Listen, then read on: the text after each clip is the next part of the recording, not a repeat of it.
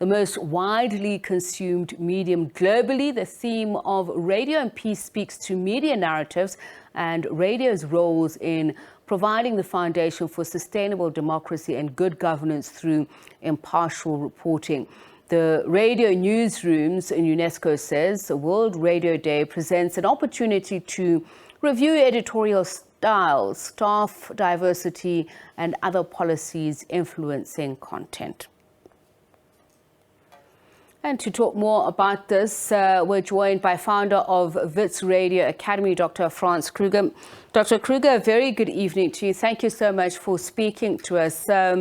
In this era when there are so many platforms in which to consume news and also to broadcast it, I still think radio remains one of the most important mediums to connect societies, impart information, but also not only educate them, but learn from each other. In South Africa in particular, what has been the role of radio in this transformative era? Well, good evening, and thanks for having me. I think you're absolutely right. I think radio continues to be an incredibly important medium in South Africa, in Africa as a whole, and across the global south, and indeed in the global north also, for a range of reasons. I mean, it is cheap, it is easy to produce, it talks to people in their own languages. Of course, South Africa's history with radio is a particularly interesting one. It's interesting also that we this year celebrate exactly 100 years since the first radio broadcast that happened in December of 1923. But of course, since then, much happened. And we do have to say that radio was for a long time used by the apartheid government to underline ethnic division, to keep people separated, to divide and rule. And then, of course, after 1994, things did change with the SABC changing, with the opening up of the airwaves to new private players, with the opening of the airwaves to community radio, and so on and so forth. And that is a very important part of at least our history and how society has changed post-democracy. When you say the opening up of airwaves with the SABC, some of the SABC's stations being bought by private players and having seen what they've done with it. And it's important for me to mention that because not only have I worked with some of them, but I know some of them have changed completely in nature, whom they appeal to now, whereas in the past was such a divided society. And people are now able to almost influence this narrative, wittingly or not. Well, of course, those changes, as you say, were quite significant. That took place after 1994, and different voices had access to the airwaves. And I think, in broad terms, that was a very positive thing. I think one of the things that we do have to highlight in our context in South Africa is really that, particularly the SABC actually has an important role to draw in the different linguistic communities into a common conversation. It is very striking that the African language stations of the SABC remain enormously important, have the biggest audiences of any set of radio stations, some of the biggest in the world, in fact, are listening to African language stations of the SABC. But of course, it is important, I think, for there to be dialogue across those linguistic divisions.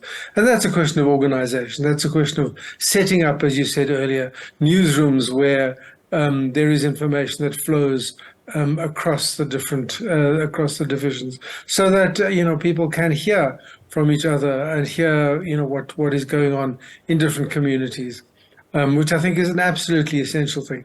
As you said earlier, the UNESCO theme this year is Radio and Peace. And if that's the case, then surely it has to start with being a vehicle for dialogue, for discussion, for different groups to talk to each other.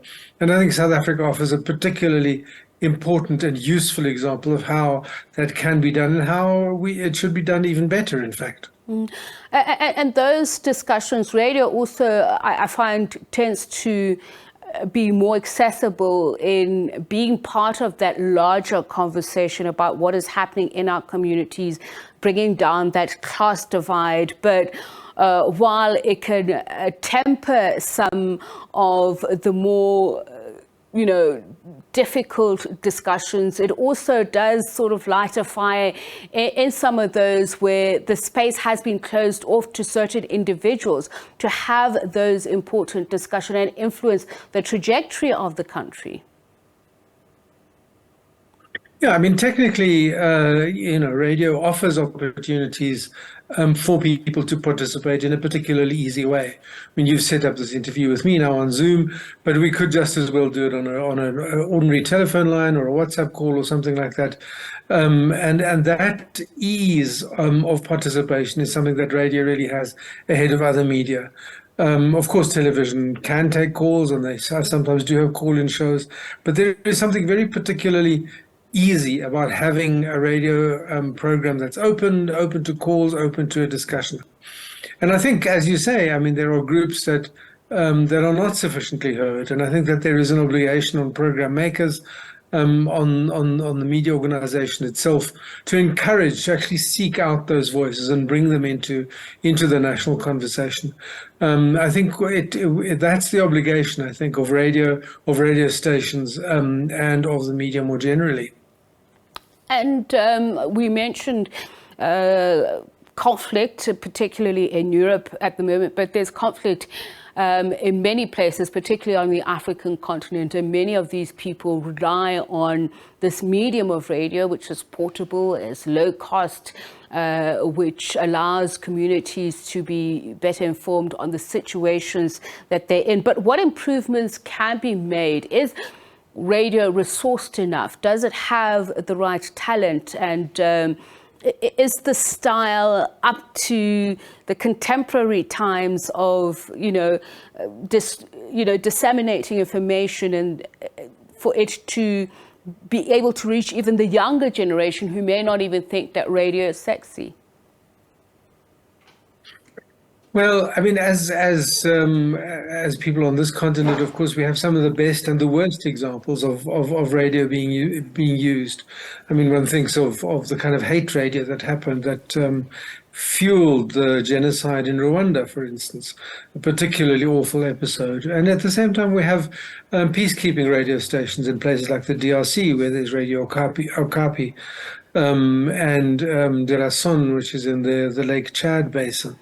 But you're asking about resourcing and reaching younger people.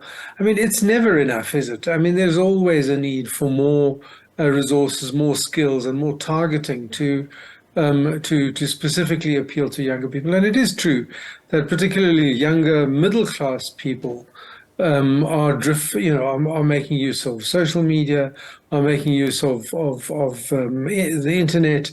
And there's nothing wrong with that. But I think it's incumbent on radio program makers to be in those spaces, to make sure that when they speak, they are reaching people, wherever they are.